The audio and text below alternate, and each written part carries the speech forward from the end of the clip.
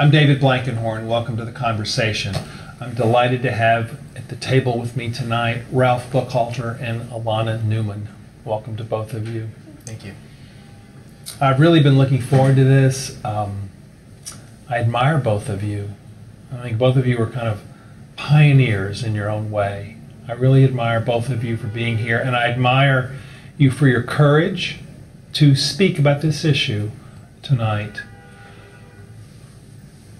Partly because for both of you it's very personal.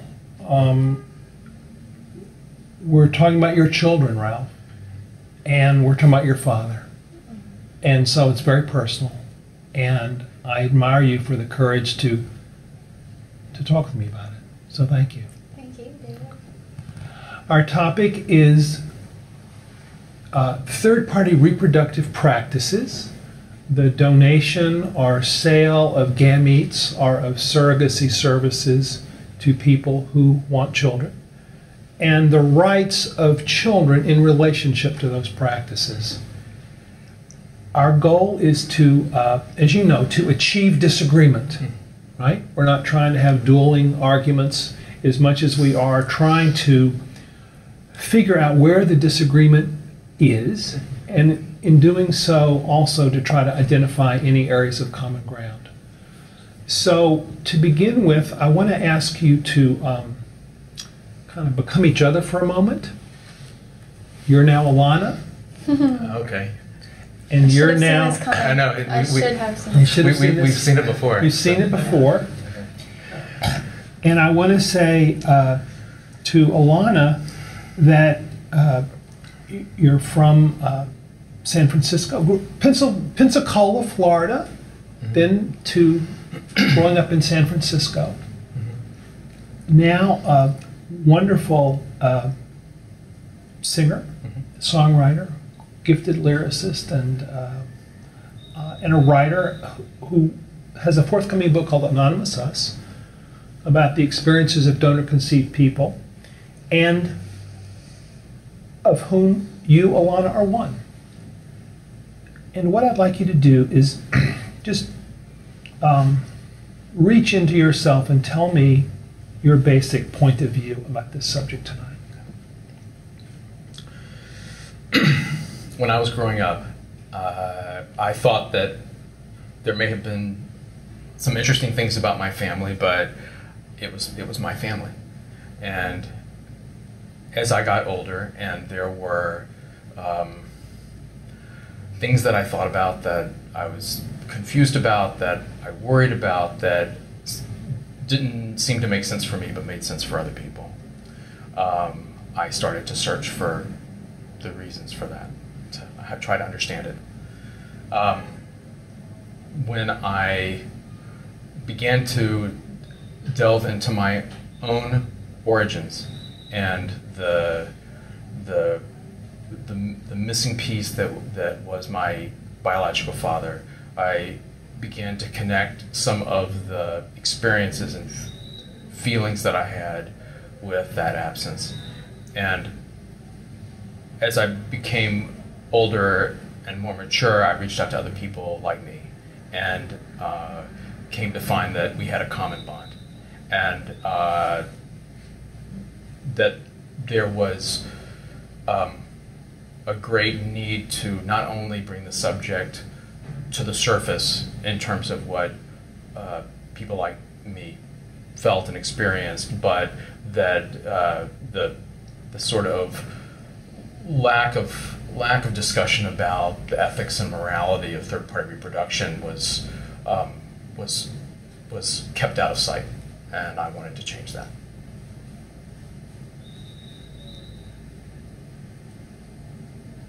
Ralph, you grew up in Memphis, Tennessee, near my town of Mississippi, near Jackson, Mississippi. As a young man, you went to San Francisco, stopped over in Oberlin for some education, went to San Francisco for a while, worked in the technology industry out there, then made your way to New York. You studied anthropology for a while, and like all students of anthropology, ended up as a financial analyst on Wall Street. and you're a fabulous bridge player, a nationally ranked bridge player, and you have a great collection of bridge books, and you're an interesting guy, and you and your husband can't have 3 children. Reach deep into me, into yourself, and tell me, what is your opinion about the issue of third-party reproductive practices?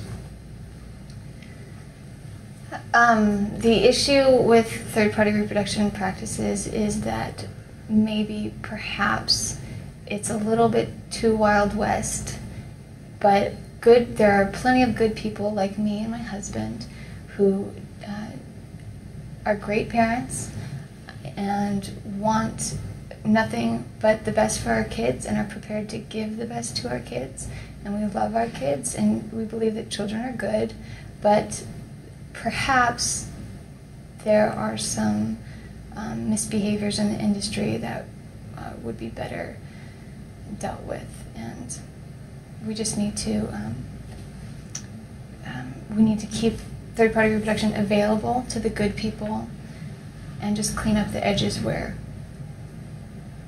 like anonymity maybe, and if we can keep those things on the edge okay, then everybody will be fine. Thank you for doing that. Mm-hmm. You can now both be you, the real you. How did she do at capturing in 45 seconds your basic argument? How did she do? Well, I'm glad that the idea that I'm a good person, that makes me feel better. But I think that she was, Alana actually sort of didn't go as far as I would in terms of my criticism of third-party reproductive practices in some ways.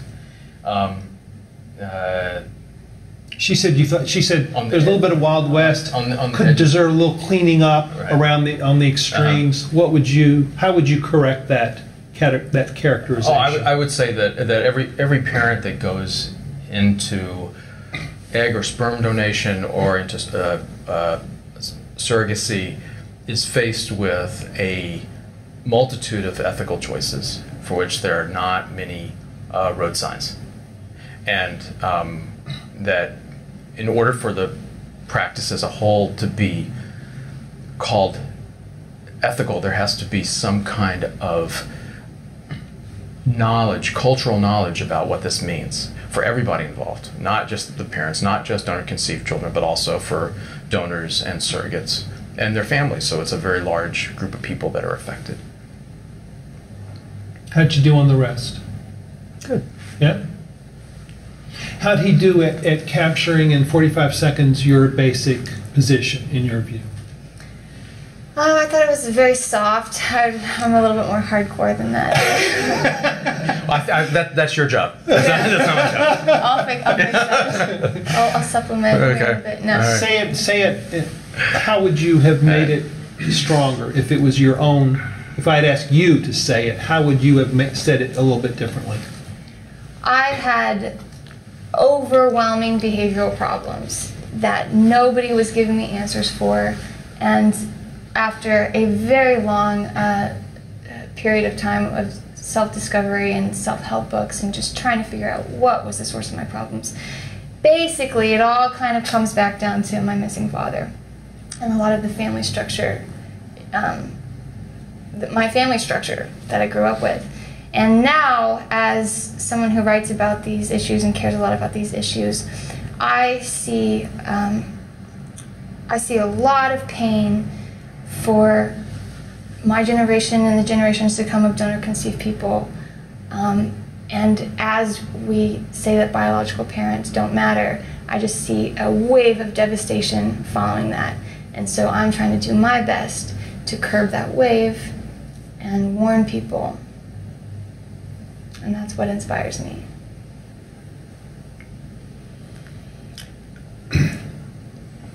Let's, thank you. Thank you both. Let's talk a little bit about the question of the human rights quote from you the United Nations Declaration on the Rights of the Child from 1989. It says, Article 7 says, the child, this was not signed by the United States, so this is not binding on the United States, but it derives from the Universal Declaration of Human Rights of 1948, which is the most important, it's the foundational human rights document in the world. And most countries did sign this convention in 1989, which says, the child shall be registered immediately after birth and shall have the right from birth to a name, the right to acquire a nationality, and as far as possible, the right to know and to be cared for by his or her parents.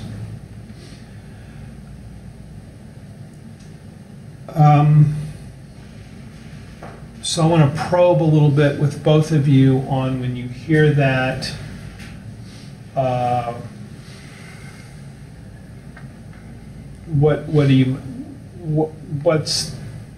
do you agree that this is a right of the child? Do you agree, Ralph, do you agree that this is a right of every child? Yes. Yes. I think that the word that is up for grabs is the word parent. And in 1989, what the word parent almost universally meant, and especially in the vast number of countries that signed that declaration, was biological parents. Right. Today, in a relatively short time, through the influence of medical technology, the word parent is contested. Now, to me, my husband and I are our children's parents.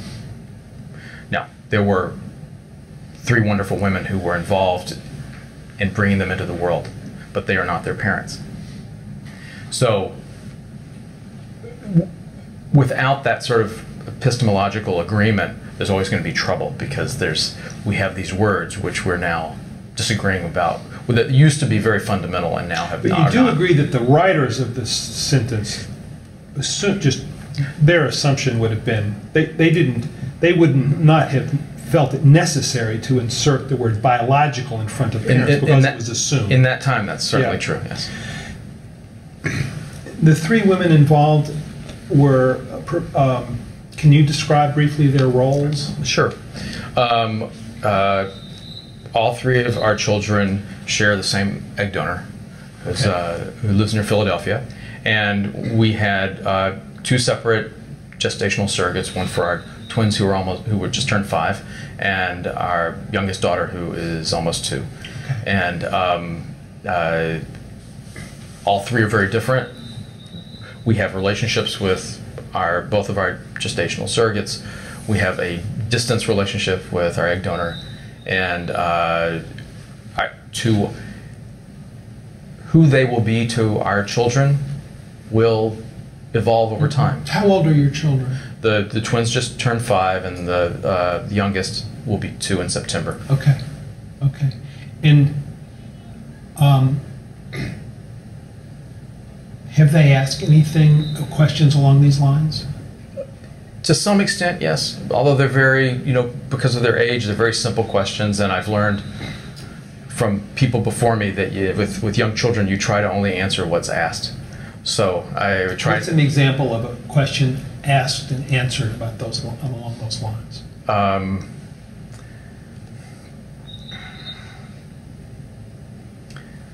I don't think they've never asked.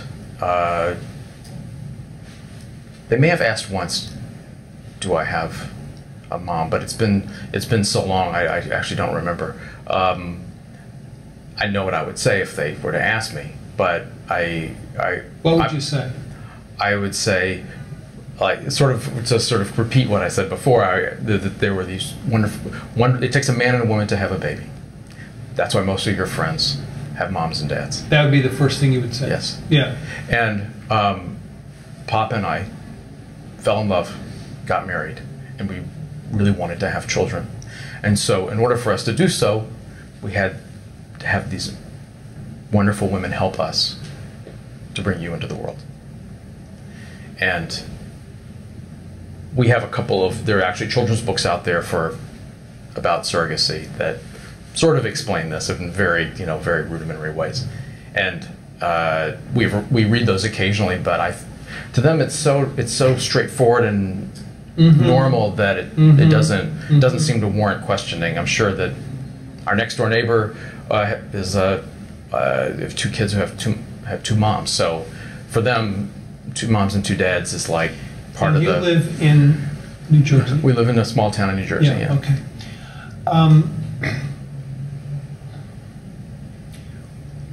Alana, the UN Declaration, the statement on. Do you have anything you want to say about that, or because what is your reaction to this sentence? Do you have anything to add that you want to say different from what Ralph has said? Well, I would be advocating that I would have a right to my biological parents. That's the natural. You would argue. You would say that it should be. The interpretation of this sentence should be as if the word biological were in front of the word parents. Absolutely. Because that would be the, yeah. Absolutely. Whereas you're saying that you are in favor of you advocate an interpretation of that is more non-determinative. Determinative by people involved. I'll give you an example. My biological. Okay. It's determined by the people who say I am the parent. The people in the family. So initially, that's always the parent, because it's the parents who give language or give vocabulary to their children, right. And so they do it by example, and the children pick it up. My biological mother died when I was a little over 1 year old, and my father remarried shortly thereafter.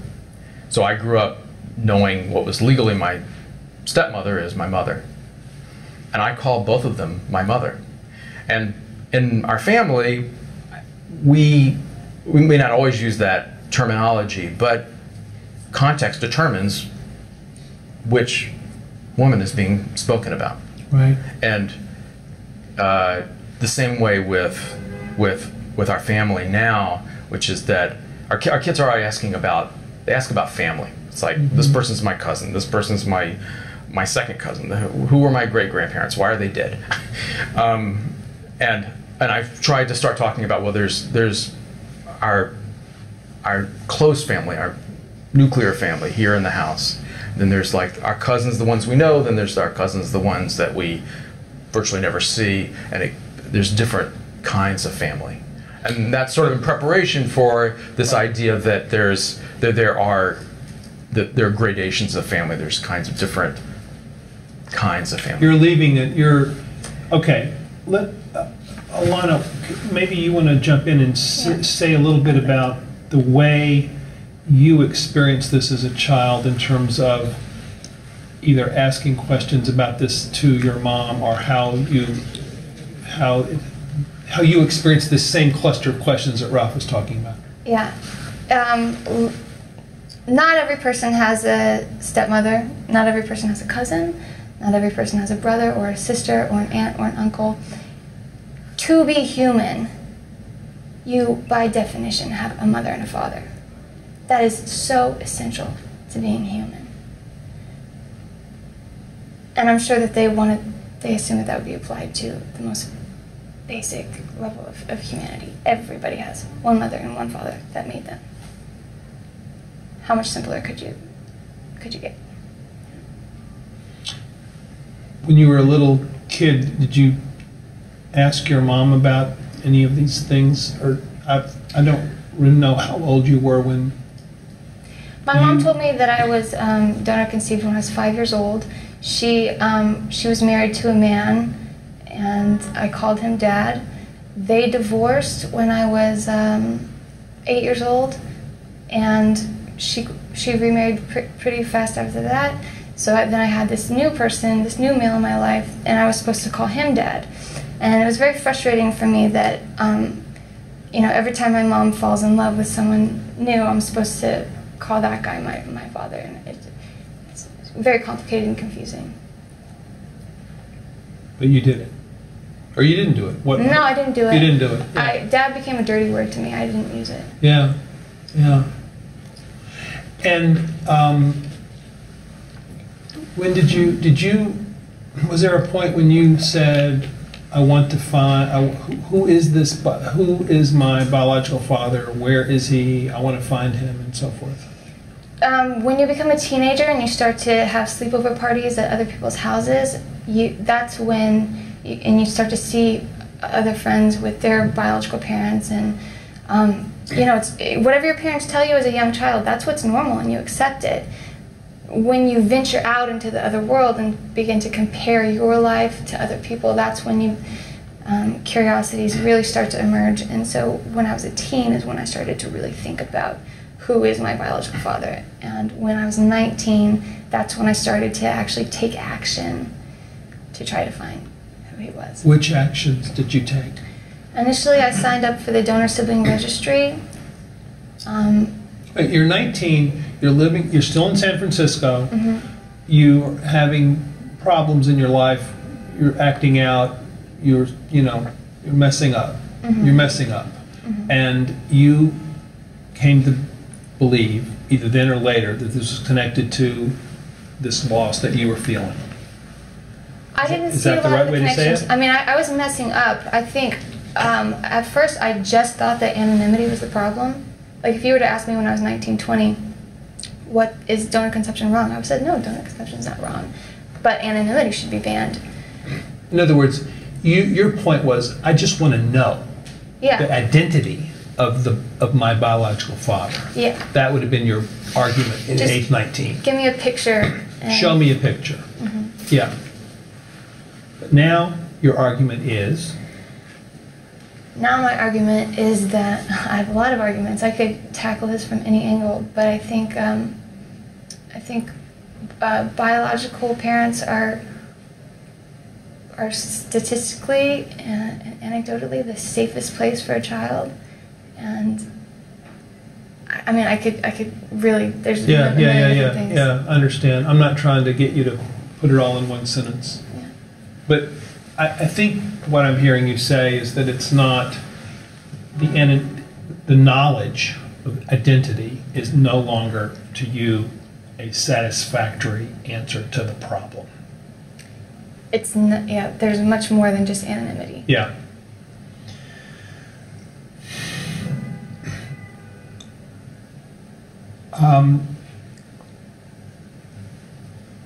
So we have a situation where sometimes people are donating or selling sperm, sometimes they are donating or selling eggs, and sometimes they are donating or selling surrogacy, the capacity for surrogacy.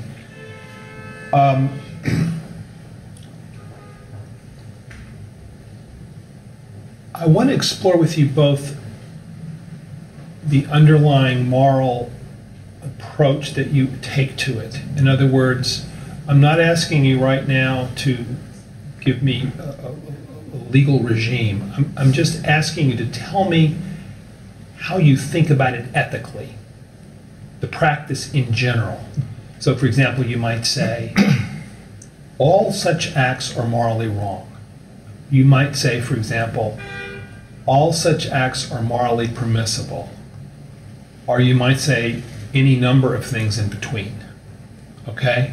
So I want to probe with you a little bit and then ask you to engage one another on this question of the underlying ethical analysis that each of you, as a child of donor conception and as a father of 3 children who came into your family in part through third-party reproductive practices. I want you to speak to me about your underlying ethical sorting out of the issue. Do you want to start? Okay, sure. So,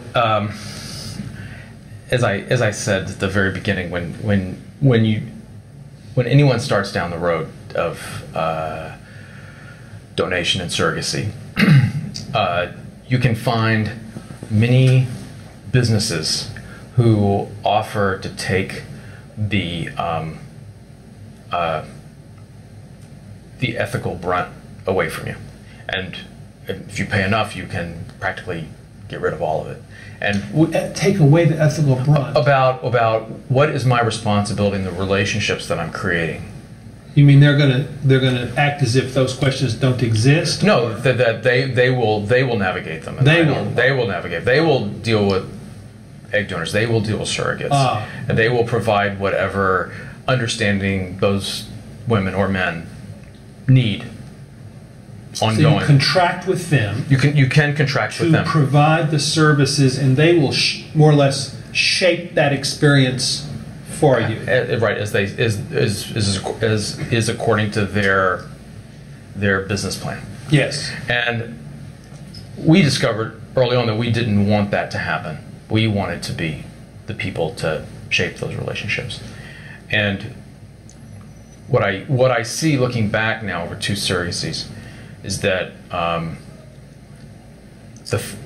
one of the most important things that I want to be able to tell our kids when they get older was that we treated these three women the same way that we teach them to treat other people.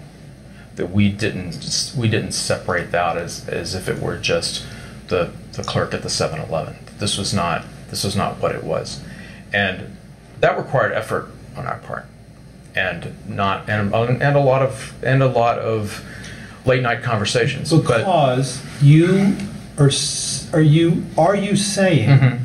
that it would be possible mm-hmm. to purchase these services mm-hmm. and have the relationship with these persons be at a more dehumanized and alienated level? A detached level. So with a service provider in between. Yeah. Right. So you're just buying something. You're buying a service, and it's up to them to deal with the mechanics of it. And I felt very strongly early on that this was not, well, in the beginning when we started with this, it was just personal. This was how we were doing this in our particular journey. And it wasn't until later, really until I met Alana and I got involved with the blog, that I started to see that I really needed to be sort of a witness, a communicative observer about how this happened. I still believe that donation and surrogacy are a wonderful and ethical way to build a family, and but I also believe that it can be a minefield too, especially right now, because the regulations are such not just regulations and even sort of ethical standards, which are much more conceptual level, is such a patchwork quilt. And so so you're, in a certain way, you're both an advocate mm-hmm. and a critic. Yes. You're an advocate of the principle right. of that it can be a wonderful thing mm-hmm. if done properly, mm-hmm. but a critic of how it is often or sometimes done. Right, and I would agree with that statement.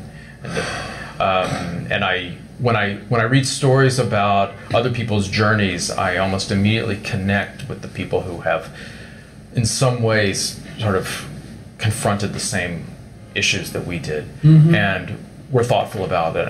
And I when I think about what I believe sort of a uniform set of standards should be, it should somehow encompass those, at least grappling with those issues. Mm-hmm. In the same way that this is a sort of a metaphor that in 30 years ago, when the HIV epidemic first sort of blew up, and there was no treatment really for HIV, gay men in particular had to learn how to stand up and be outspoken about their need for quality communication with their healthcare providers. And over time, this changed some part of the way healthcare operated, made it more humane.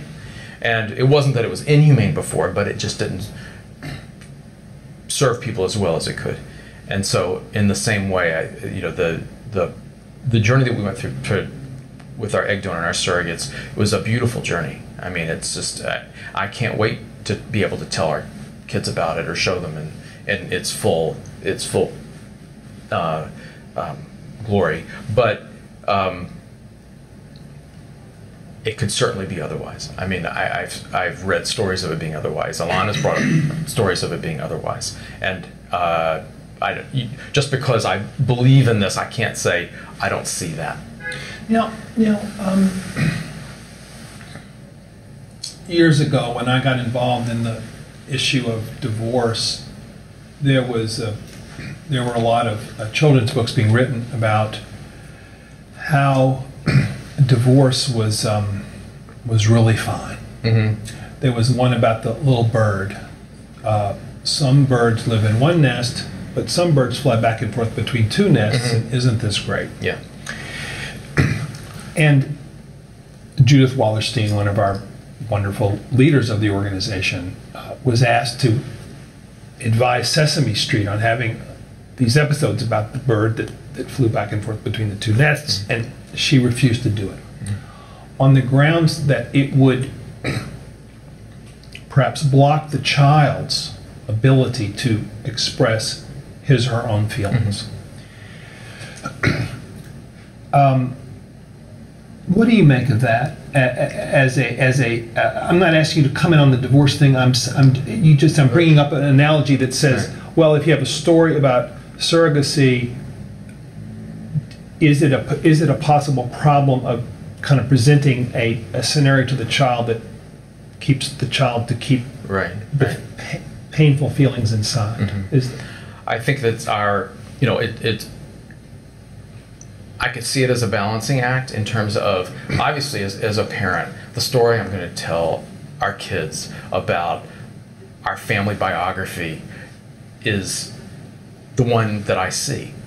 I'm not going to say, well, I think our family's wonderful, but some people think it's just horrible. That doesn't make any sense. Yeah. On the other hand, I do have to be empathetic, and just like with a lot of, every child is different. Every child has things they're good at, things they're bad at, and as a parent, you're responsible for being empathetic about how they feel about it themselves. And so this is no different.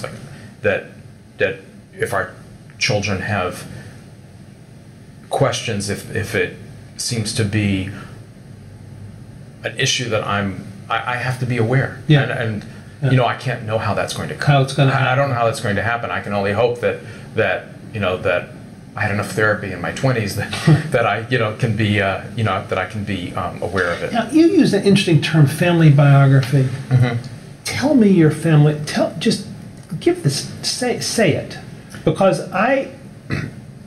you said you're not going to say we think we're fine, but other people don't. Kind of accept a kind of a deficit model. You're not going to. Offer that as you're not going to assume a deficit model here. Right. You're going to tell a story of your family, of who you are and who your husband is. You're going to have a narrative. Right. Tell me the narrative. The narrative is that Kent and I went on a date almost just over 10 years ago, and he had we both lived in Manhattan at the time, and he had decided that he really didn't want a relationship with anybody, and had developed as he says it, a method of telling potential suitors that he wanted to have children, and that was sufficient to generally scare them off. Except that he hadn't counted on me. And I said, well, that was something that I had always wanted in my life too, but I'm 11 years older, and I had come out in the 70s. I grew up in a time when I assumed as a gay man that I couldn't be a parent, that the cost of sexual identity was the loss of parenthood as an option. So over the next 5 or 6 years, no, not 5 or 6 years, 5 years. Over the next 5 years, we gradually, as we became more and more certain of our couplehood, we began to make plans. And how do we want to be parents? How do we want to do this? And we chose to go through egg donation and surrogacy. And one of the reasons that we did it was because it provides parents with the opportunity to be with their children from conception, and having gone that journey through that time is something that was, as every parent will tell you, it's like a life-changing spiritually. And even now I tell them bits and pieces of that, as it really was for us. I mean, that it was this incredible life-changing time. And when we brought the twins home, it's like, oh my God, what do we do? Like every first-time parent, having to deal with it. But all twins. But even through all of that this was an act of intentional love that was born that way, continues that way, and includes inside of it, hopefully. I mean, I can't. Yeah. I know the future. That if as a teenager, whatever time, one of our kids throws this back at us, like, how could you have done this? That, it's going to be my job as a parent to deal with that, like you deal with, any other kind of the ways that children start to develop their own identity apart from you. In other words, your story of my family may not be my story of my family, and that's part of growing up, mm-hmm. and that will mm-hmm. certainly happen in some way or another. Mm-hmm. But now, thank you. You're welcome. Thank you. Now, Alana, what's so interesting is kind of when you hear this, I'm sure it must be touching upon you in all kinds of ways related to your own experiences and how you imagine talking to your own child and so on.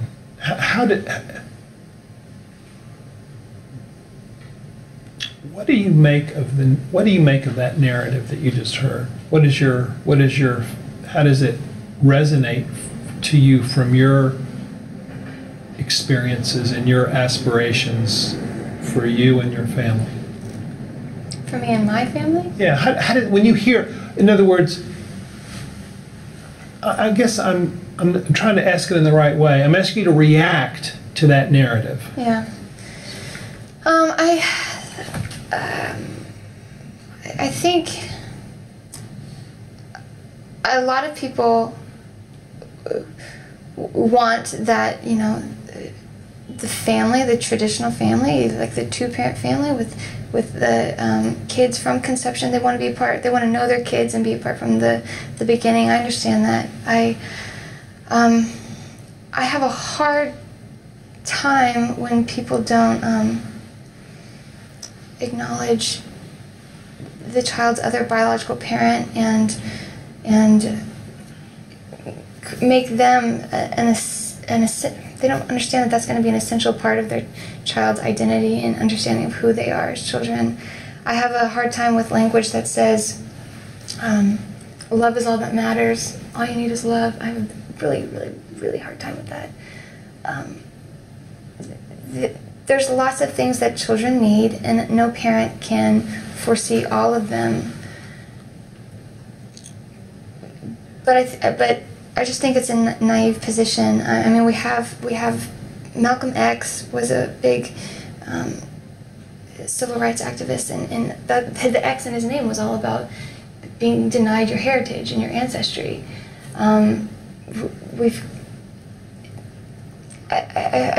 have the song "Motherless Child" that says, the biggest pain a child could have is the loss of its mother, and I feel like we've had enough lessons in history to be able to make an educated guess about how's my child going to feel about their biological parent missing, but yet we still just hope that, if we just love them enough, if we just, send them to the best schools and be the best parents we can be, that they'll forget about that missing parent that's not there.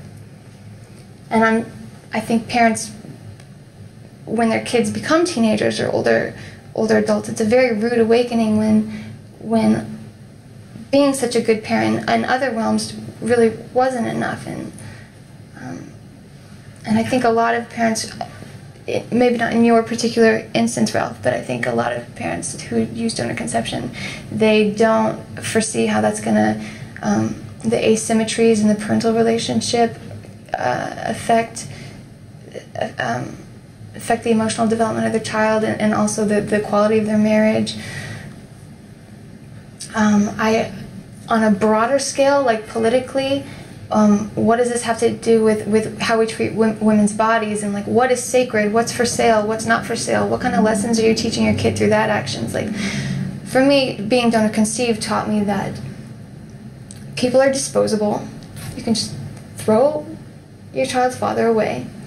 It taught me that you can use other people and literally harvest their body parts, to put it bluntly and rudely. And I really worry about, you can love a child, but how are you going to work around those kind of lessons? That's your actions. Forgive me, yeah. My biological father was paid to have nothing to do with me. Paid to be gone. It has an effect on you. Paid to donate sperm and to then have nothing to do with the child that his body conceived, that he brought to conception. Right. Yeah. And you think you just found the guy, right? Yeah, we think we found him. It's been a very long journey, filled with DNA tests and God's good graces. I mean, I had to basically make myself famous to attract a investigator, someone who was capable of doing the kind of research that needed to be done. And that was 7 years ago that I started. Looking for your father. Mm-hmm. Yeah. And if the person that you have found that you believe is your father, he is deceased. He died in 2007. Yeah. Roughly the same year that I started searching.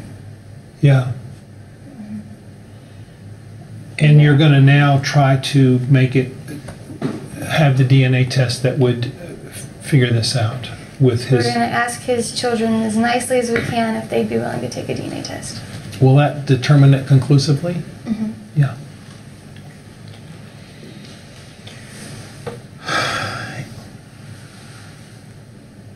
I'm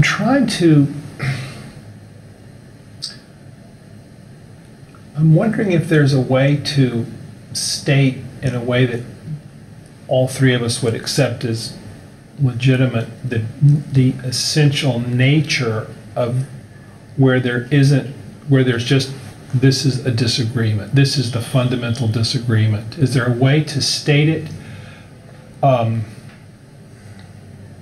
in a clean, simple sentence or two that you think is legitimate, that both of you would think is legitimate? The fundamental nature of the disagreement. I think I can. Okay. I'll try. And I'll try to do it in a way that is as objective as I can. Yeah.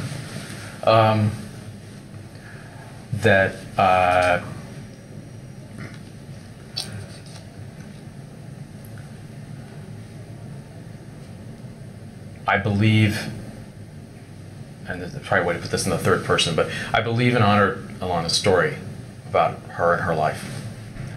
But the disagreement is whether or not the beliefs of you and people who agree with you should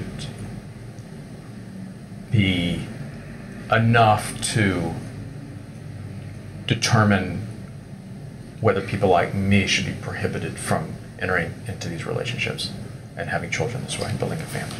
Right. So that's number one. Okay.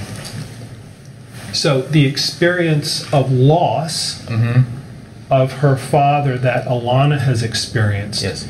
and the similar loss that other children of donor conceived, that some other children of donor conception have publicly stated in similar ways, is not in and of itself enough to mean that the practices themselves are morally wrong. Or should be prohibited. There's a difference between those two. Can I go ahead. Go ahead. I want us to work on this for a second and Okay. see if we can get at the, if we can, again, this is not about who's right. This is just about what is the nature of the disagreement. Right. Yeah. I just see so much precedence in other ways, in the sense that, you know, it's illegal to buy or sell an existing child, a baby out of the womb. It's illegal to ask a pregnant woman if coerce her to give up her child for you. That's illegal. Even if money's not involved, it's illegal just to coerce her. We have Malcolm X. We have the open adoption movement. It sounds like you're making an argument. Okay. Okay, I'm trying to get. I want to get back to making arguments in a minute, but I'm trying to figure out if I can. It's something about. I think the disagreement is something that says that. Let me try. Okay. I think that Alana. I think one argument is that it is never okay to bring a child into the world, to intentionally bring a child into the world who we know will never have, will never love and be loved by his or her biological, his or her biological genitors.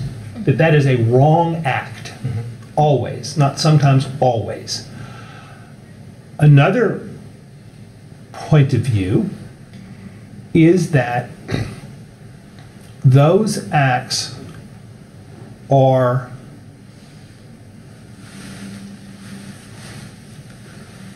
morally permissible and should be legally permissible. And there may be some other qualifications that one might want to make. Right. But one position says that these practices, because of the separation of the child from the one of the biological parents, are always intrinsically and always wrong. The other point of view says that that at least sometimes they are not morally wrong because of the good of forming strong families. Is that a fair way to state the disagreement? It's close. Yeah. I think that what I would say a little at the risk of Lobbying. No, not lobbying. It's like, when you're sitting next to someone and you speak out and you don't want to say, I don't think you're right about something very personal in your life. So that's very hard to do, but it is personal for both of us. So it is personal for both of you. That's why I said I really admire the courage that it takes for both of you to talk about this.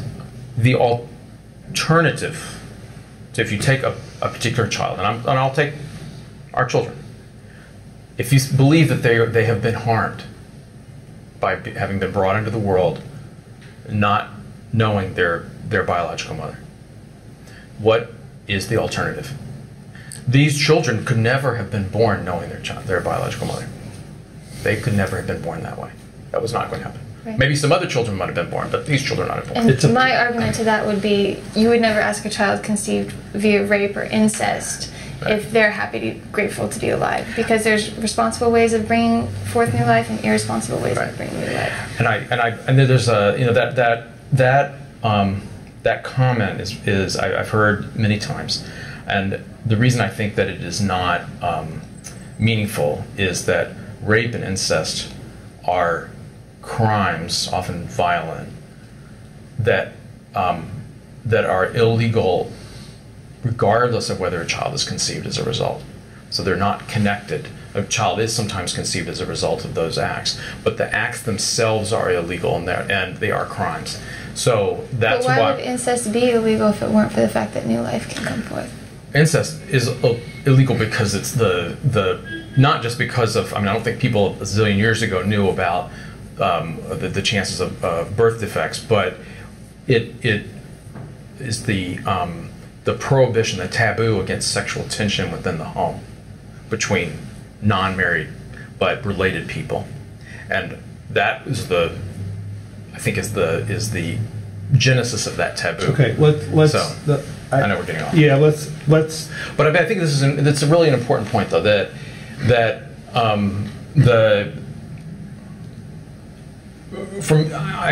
I acknowledge your story and stories of people that are in your position who are donor conceived people, but what I don't believe that ultimately that you have been harmed, because the alternative is for non-existence. And I think that is a valid argument. I think that without being able to say, well, using the rape and incest connection, that it's not just a matter of, well, okay, some percentage of people will think that this is why they have existential despair. This is why there's a terrible hole in their Ralph, heart. there is a problem here. I do think perhaps because I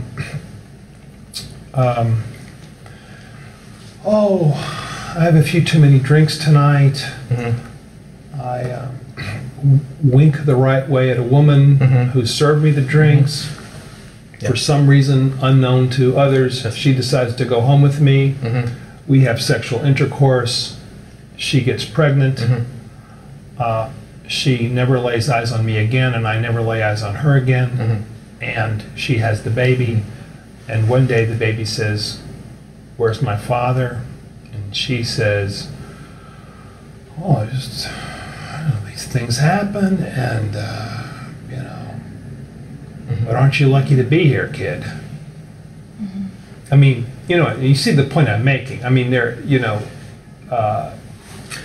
fact that the child is just there alive doesn't justify really terrible behavior on the part of the act of the people that brought the child into the world. I'm not saying, I'm not pointing a finger at you. I'm just saying that analogy doesn't. You can think of many examples of this thing about, well, otherwise the child wouldn't be there. Well, there are many examples where, yes, the child is there and the child is happy to be alive on some fundamental level, but that doesn't excuse terrible conduct on the part of the people who were responsible for his birth. Right. I mean, I understand your point. I still think that it's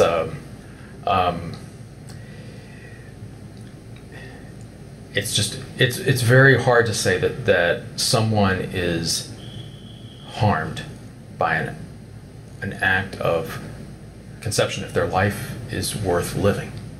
Mm-hmm. And I believe that you think your life is worth living. Mm-hmm. Now, there may have been times that you did not. Mm-hmm. I know that, but the conception itself. So all that's owed a child is just survival?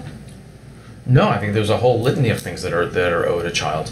But we're not talking about that. We're talking about should it be okay for these kind of children to come into the world? Part of what I hear in your story, Ralph, is that you the reason I even hesitated to bring up the example of some miscreant guy who did the book is that you obviously have very you've been anything but thoughtless about all this, and perhaps one criticism that you might accept is that you you're calling for people to be very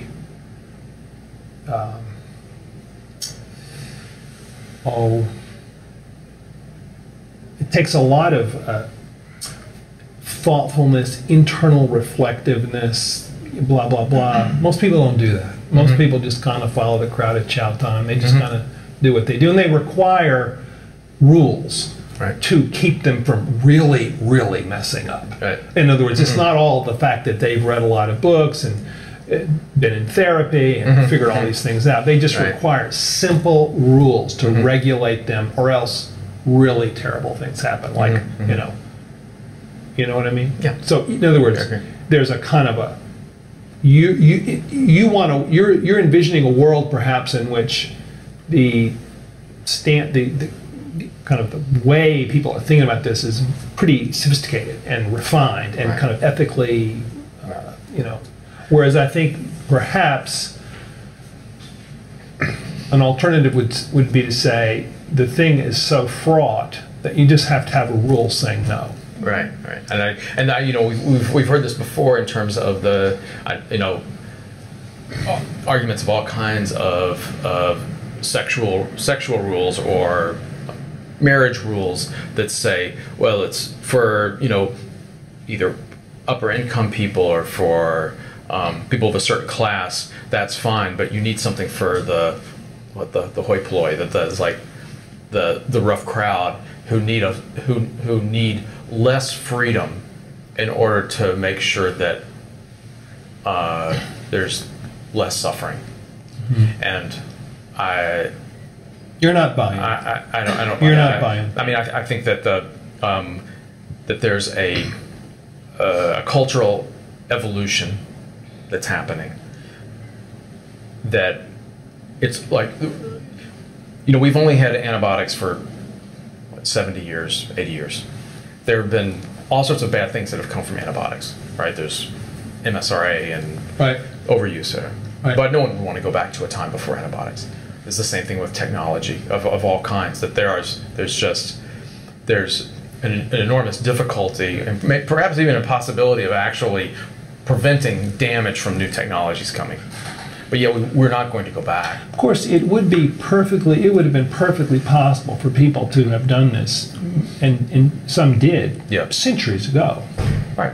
Bible stories about it. Yes, right. I mean, so in some ways, it's not really in most cases, it's not the technology. It's just the ethical view of the practice. And I would disagree on what constitutes a technology, because I think in some people's imagination, computers and needles and antibiotics are technology, but for me, I view rules as a technology, because rules save you from having to do all the guesswork. It takes the guesswork out of moral dilemmas. And so, like with marriage, you have these rules, like you stay faithful, and you get married before you have kids, and all these things. Those are simple rules, and it just saves people so much time and effort and heartache. And that, to me, is a great technology, and it's cheap. I want to ask you, Alana. I'm going to push a little bit. Do you believe that there are reforms along the lines that Ralph has mentioned that you could get behind as being really good? In other words, he's at least, correct me if I misstate in any way what you're saying. I hear an argument for a more serious ethical regime, a kind of way we think ethically about this, loud and clear coming. And I think I at least implicitly heard some thoughts about a new regulatory or legal regime in terms of ending anonymity and so forth.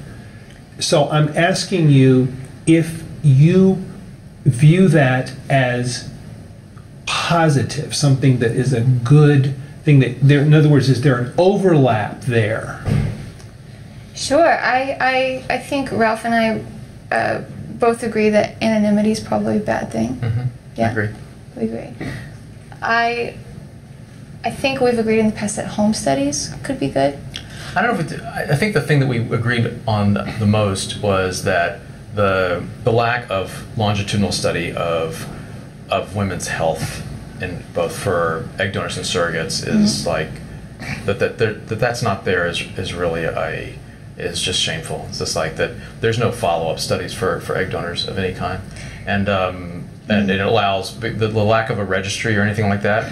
If a woman wants to go into 7 there's really no limit, as long as she can manage to like convince someone to do that, and it's just it's not a humane. So there's overlap between the two of you in this area. Yeah. That even though there is disagreement about the fundamental.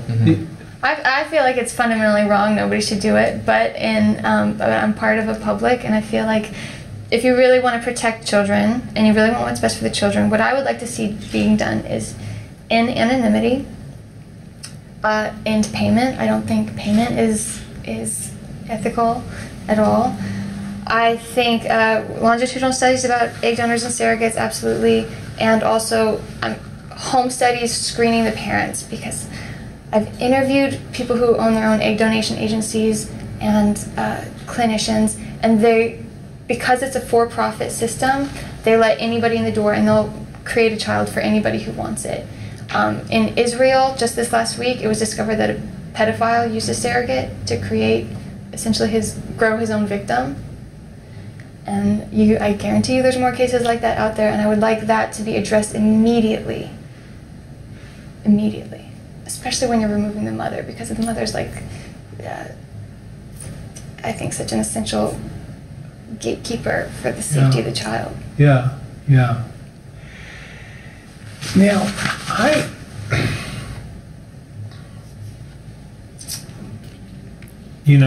was for years a big crusader against gay marriage, as you know, and then changed to being a supporter of gay marriage, and I had a number of reasons for doing that, but one of the reasons I did it changed my view of the matter. It wasn't the main reason, but one of the reasons I changed my view on the gay marriage issue was wanting to build a fresh coalition of people that could work together as opposed to continually fighting the culture war. And I had in mind this issue more than any other, this issue.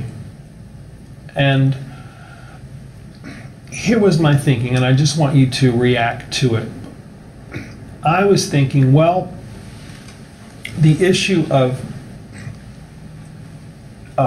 third-party reproductive practices, like everything else, has been ground up in the culture war and has become a gay rights issue, even though most people who do this are heterosexuals.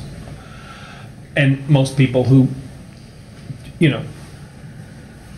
on every end, most people are heterosexual, and nevertheless, it has become emblematic for gay families, or sort of the gay rights movement in some way. It's become a proxy for, do you support gay rights? So I thought,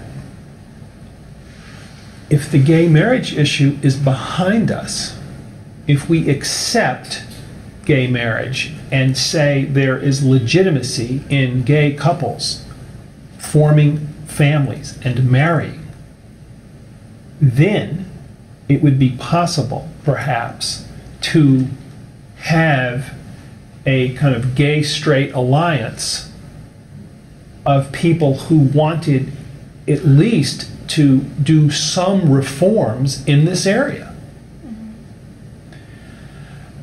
Well, it's been a rocky road out there for me trying to make this argument to anybody. Because the people who don't like gay marriage say, well, you've caved in on the basic issue and so forth. And then the people who do like gay marriage say, well, you're telling gay people that it's okay to get married, but you're telling them they can't have children, which is not really what I want to do, but there you go. But I'm asking each of you to respond to this, the thesis that it could be possible in a post-gay marriage debate world, which I believe we're entering into, regardless of what those of us at this table think should or shouldn't happen. In a post-gay marriage debate world, would it be possible and desirable for serious gay people and serious straight people together to begin to address this topic? Or is that just doomed to failure for some set of reasons? Well, I was a member of the Gay Straight Alliance in high school. So you got your credits ahead. So I'm happy to continue on that legacy. I think there's room. There has to be the right people, people who are obviously passionate about it and care about it and treat each other humanely. And I'm from San Francisco, and I have a substantial number of gay friends who I sincerely care about, and I sincerely want them to just thrive in every way. But I have my own personal history, and I have become somewhat of a spokesperson for other donor-conceived people, and I see kind of the writing on the wall when it comes to abuses of third-party reproduction and how people are using that. And so I think it's extremely timely to have some kind of formation and alliance of people who are helping others make good decisions. The thing that amazes me when I said at the beginning, I think of you both as pioneers, and I really do. Both of you, I admire both of you. I think you both as pioneers, and I think of Alana as this just incredibly courageous voice for people who have been voiceless. She's a voice for people who have been voiceless. And I'm so moved by it, just at the basic level. Irrespective of even whether it's always, you know what I mean? It's just the integrity of giving voice to people who have not been heard about something that has happened to them, at least subjectively. Mm-hmm.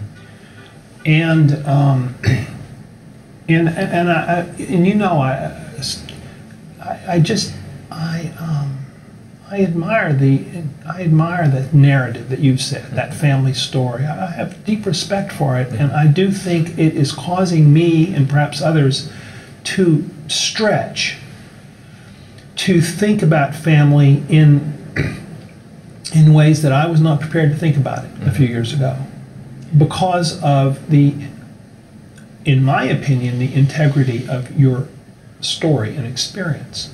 It's moving to me, and I admire the heroism and the courage involved. I think of it as a pioneer thing. Now, there's obviously, we spent an hour now talking about a pretty, I think, not solvable in this hour disagreement over the principle that it's always wrong to deny the child the biological connection. But I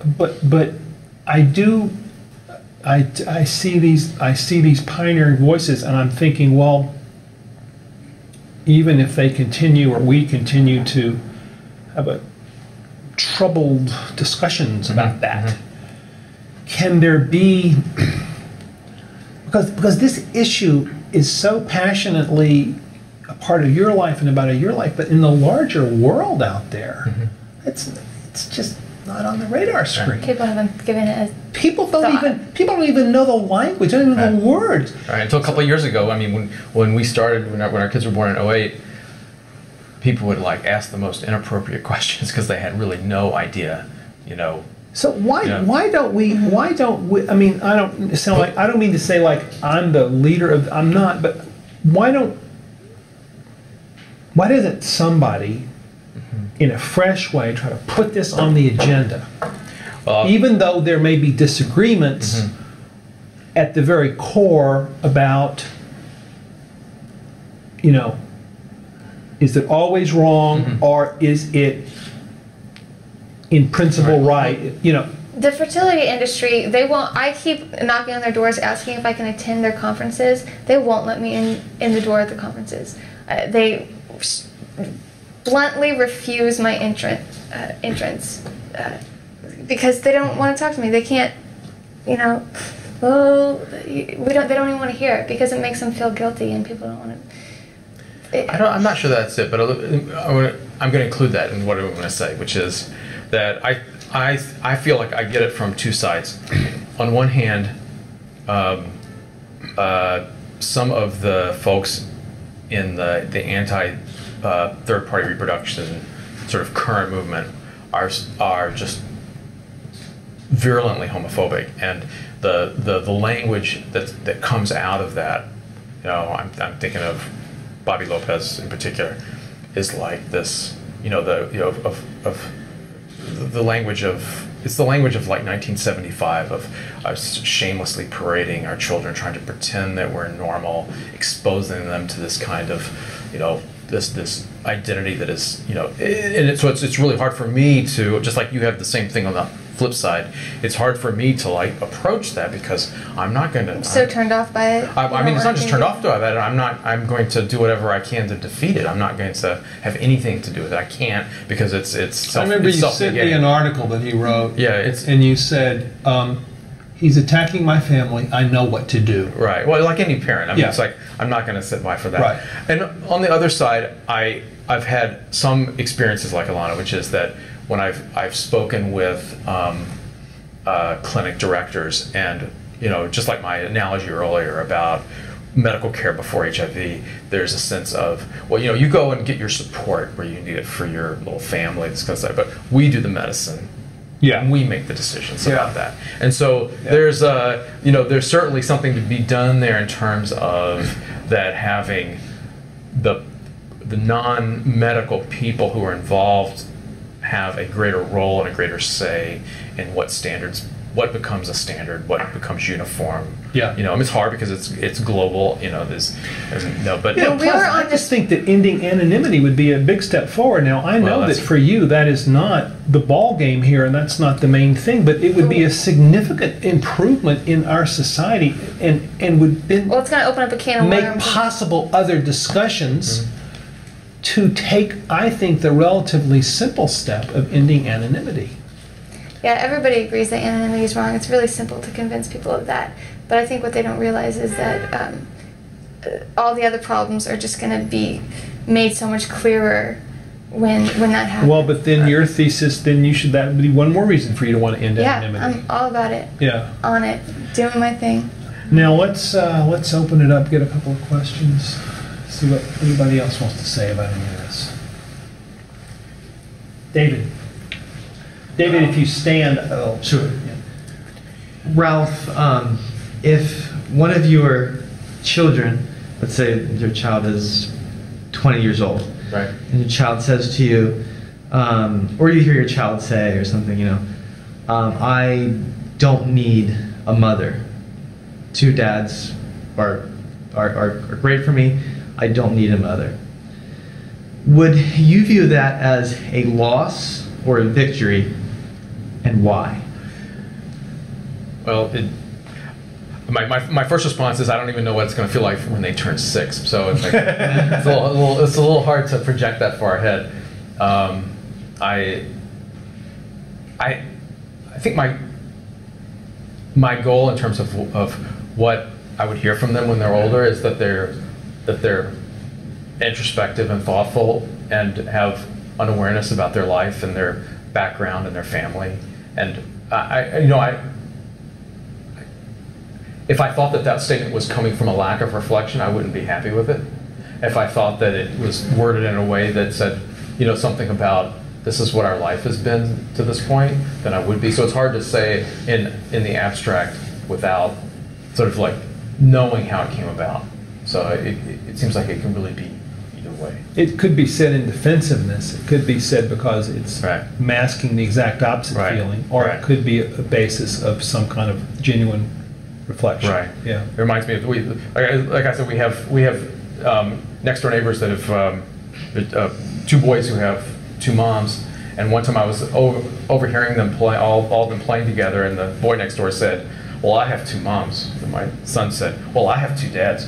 And so it's like there's sort of like this whole, like a, it's sort of like that natural sort of growth over childhood and adolescence about both acceptance and then rebellion against your family.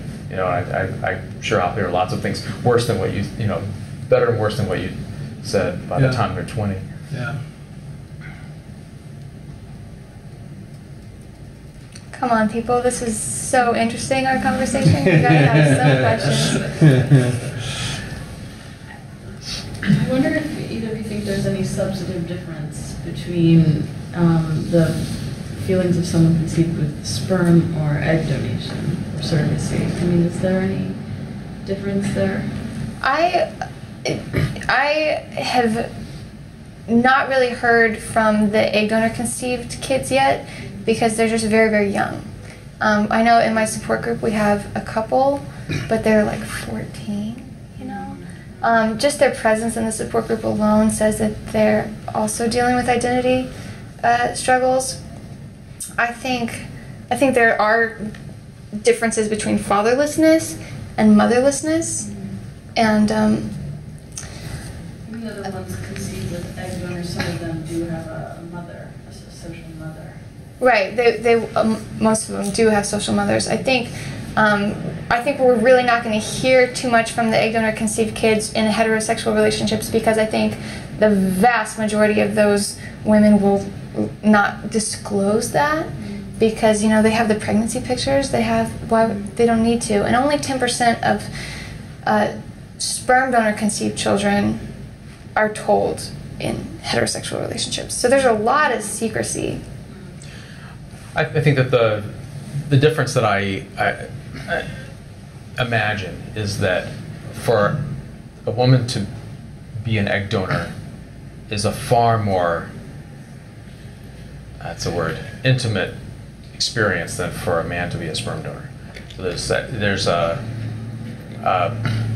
just by the nature of how it transpires, it's a more involved process. I don't know. None of our peers have kids that are old enough that I can reasonably answer that question. I mean, we have both friends that have gone through both sperm and egg donation. So I don't know. Yeah. We'll find out in a few years. Yes. If you could stand. Yeah. My name's Angela. I'm a donor conceived person. And the two of you sound like fabulous parents. I admire them. When you were mentioning earlier about how you're going to share your family background, will that egg donor and surrogate be part of that dialogue? Yes. And it's a real, the way we decided to do it, our both surrogates are still in our life. They live far away, so the one who's closer we've seen a few times since the older twins were born. I have an ongoing email relationship with our egg donor. And it's tentative because it's via a third party, but and I've sent her pictures of our kids, and in part because this is what part of what I've learned from Alana and folks like you is that whatever they decide to do when they get older, I want to have it be an open field for them for whatever they want to do, and not to have closed off anything. It's like do I really know what that's going to be like? I don't, but I don't want to close off anything. Okay, again, ending that anonymity. I found that in my 40s. And it seems like, from what I've read, that the later someone finds out, the more harsh it is for someone. For me, it was an answer. Yeah. Growing up, I knew something was different. Something was off. I couldn't put my finger on it. My parents told me I was wanted so badly. I got that part. I felt loved. I had the love at home. But once I found out, number one, it was a relief because it was an answer. I didn't have to guess anything. But it was that loss. I went into the mirror and I said, okay, where did this nose come from? Right. Where did my athletic ability come from? And to be able That's what you felt was the nature of the concern you had that something, when you said I knew something was missing. It's an organic feeling. Your body is Very body. I'm made up of two people. Yeah. Who are they? I'm made up of Who two my people. mother was. Who are they? But because it's such a personal thing, knowing that I'm half of somebody else, it's really a loss to not be able to connect with that other person. And because I'm older, I probably never find that person. I understand that. But I think as this new technology and process happens, there has to be some acknowledgement that that child may or may not feel that loss and need to connect to that. I just extend that appeal. Thank you. Ralph, we have a question from the Twitter sphere. Okay. Would you like your children to be egg donors or surrogates someday? Oh.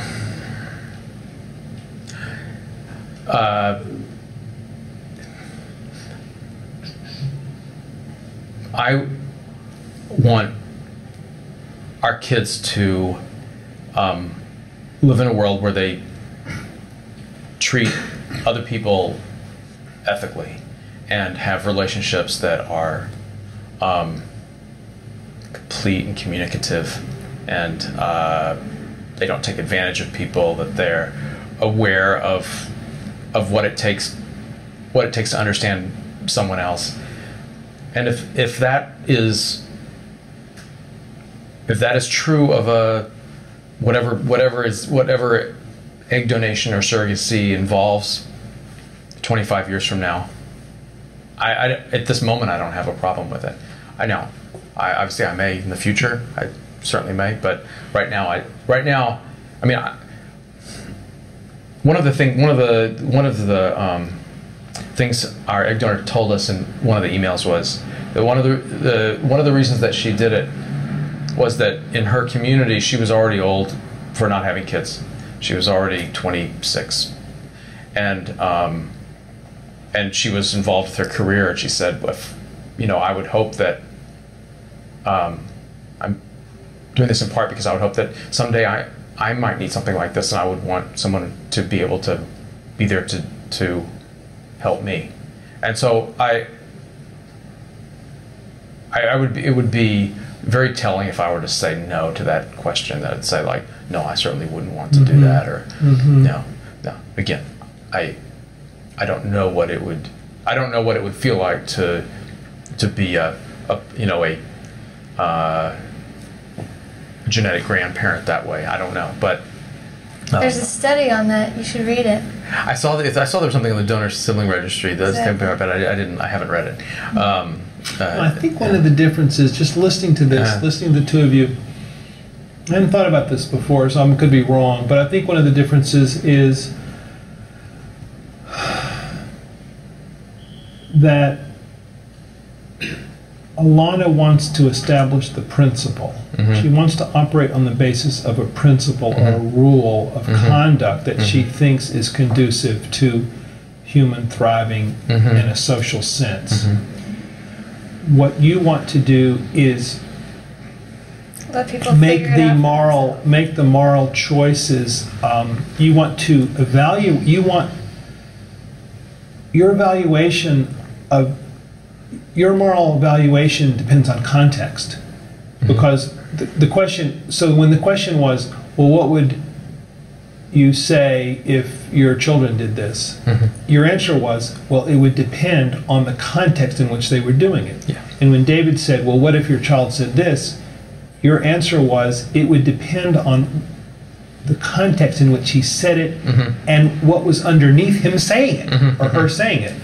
So I think one difference is, and strong cases have been made in human history for both of these points of view, that people, it's the operation from a principle that is fixed and easy to understand, as against a moral world in which judgments are not ultimately determined by such principles. Doesn't mean that they're not moral judgments. It means that you make them according to a different calculus, you're taking more things into account. And I do think that is a difference, kind of an underlying kind of philosophical difference. I'm not sure if it's just the two of you or whether it extends more broadly to the people who are kind of in the camps, if there are camps, but I think it's, don't you think? Is that? Yeah, I definitely agree. Yeah, but the thing is, it's like every parent via donor conception that you talk to, they all have some reason to justify why they should be allowed to use donor gametes. And that gets really frustrating. So I have definitely adopted the principal standpoint. Yeah, right? yeah. Well, you know, I just